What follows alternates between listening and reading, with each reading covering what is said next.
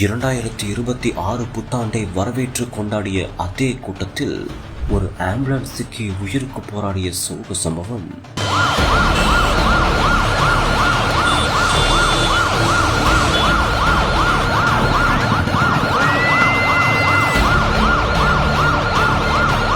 ஒரு உயிரை காப்பாற்ற போராடிய பரபரப்பு நொடிகள்.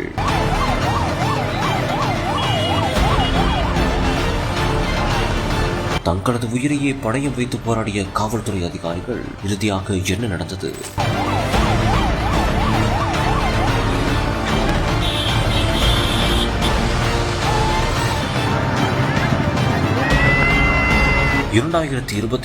ஆண்டு தற்போது கோலாகலமாக தொடங்கியுள்ள அதே ஒரு வேளையில் திருச்சியில் ஒரு அதிர்ச்சி சம்பவம் அரங்கேறியிருக்கிறது.